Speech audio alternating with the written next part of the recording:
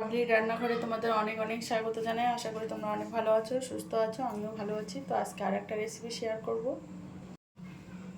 এক বাটি ময়দা নিয়ে নিচ্ছি, এখানে একটু লবণ দিয়ে দিলাম, রিফাইন তেল দিয়ে দিচ্ছি,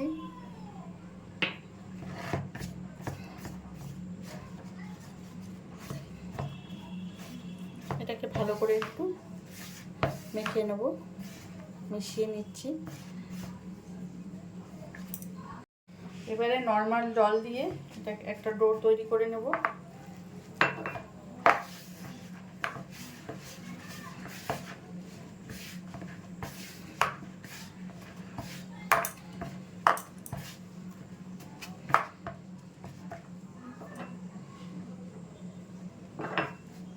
ডোটা মেখে নিয়েছি, দেখুন নরম করে মেখে নিয়েছি। এটা 5 মিনিটের জন্য রেস্টে রাখবো। কড়াই বসিয়ে দিয়েছি, চিনি দিয়ে দিচ্ছি 1 বাটি, ছোট বাটি, হাফ বাটি জল। চিনিটা গলতে শুরু করেছে, এখানে 2টো এলাচ নিয়েছি, এলাচটা দিয়ে দিচ্ছি।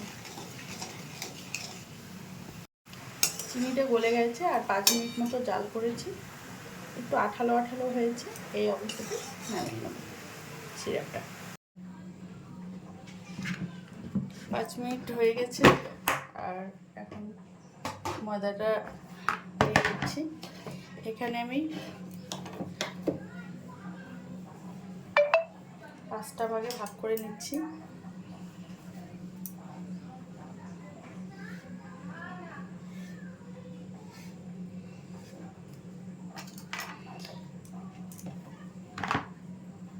একটা করে রুটি করে নেবো। আবার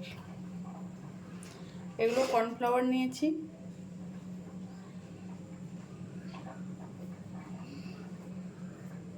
এরকম রুটি করে নিয়েছি। এরকম একইভাবে 5টা রুটি করে নেব। পাতলাটা দেখুন কীরকম পাতলা করেছি, একদম একদম পাতলা করে নিয়েছি। রুটিগুলো করে নিয়েছি। এবার একটু এখানে রিফাইন তেল দিয়েছি,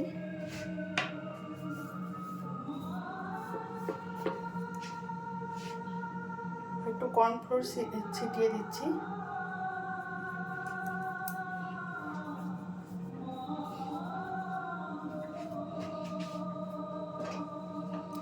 একটা রুটি বসিয়ে দেবো। এভাবে করে 5টা রুটি আমি বসিয়ে দেব একইভাবে।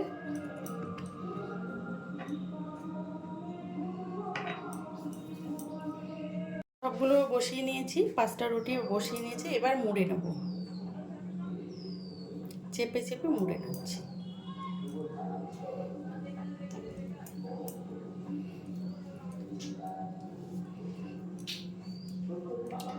এখানে একটু জল লাগিয়ে নেব যাতে খুলে না যায়।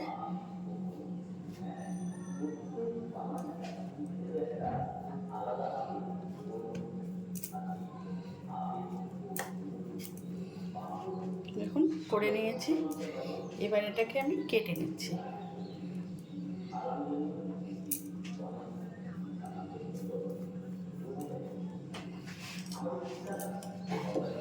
এটাকে কেটে নেব, সাইডগুলো একটু কেটে নিচ্ছি, সাইডগুলো বাদ দিয়ে দিচ্ছি। এবার একটা একটা করে কেটে নিচ্ছি, আলতো হাতে একটু কেটে নেব।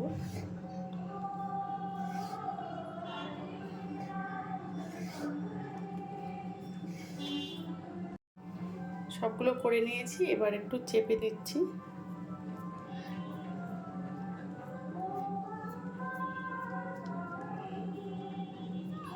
একটু লম্বা করে নেব, আর বেলবো না, এভাবেই করে নেব সবগুলো। দেখুন এভাবে সবগুলো করে নেব। এবার ভেজে নেব। কড়াই বসিয়ে দিয়েছি, কড়াইয়ে পরিমাণ মতো রিফাইন তেল দিয়ে দিচ্ছি, খাজাগুলো ছেড়ে দিচ্ছি। এগুলো বেশি গরম তেলে ছাড়তে যাবেন না।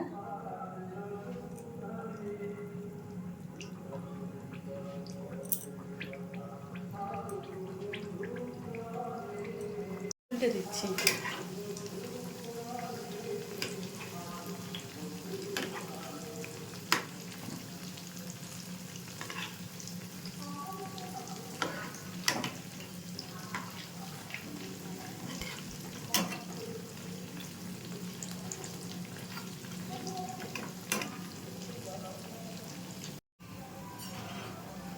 খাজাগুলো ভাজা হয়ে গেছে, এবার তুলে নেব।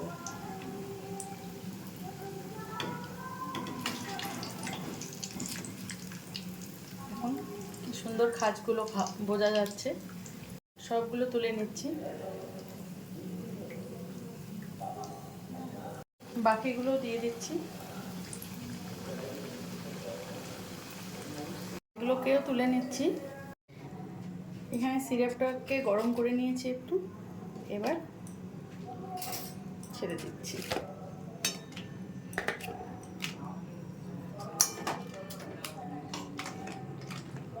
উল্টে পাল্টে কিছুক্ষণ রেখে তুলে নেব। বেশিক্ষণ রাখতে হবে না।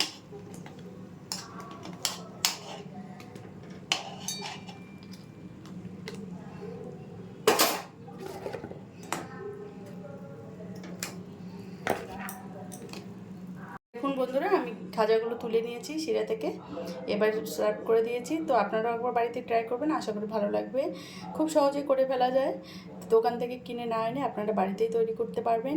এই সহজ রেসিপিটা কেমন লাগলো আপনাদের কমেন্টে জানাবেন, এবং যদি ভালো লাগে লাইক, শেয়ার, কমেন্ট এবং সাবস্ক্রাইব করবেন চ্যানেলটাকে। ফিরে আসছি নতুন কোনো রেসিপি নিয়ে, নতুন কোনো দিনে। ভালো থাকবেন, সুস্থ থাকবেন। আর ফেসবুক পেজ থেকে যারা দেখছেন, পেজটা ফলো করে দেওয়ার অনুরোধ করছি। ধন্যবাদ।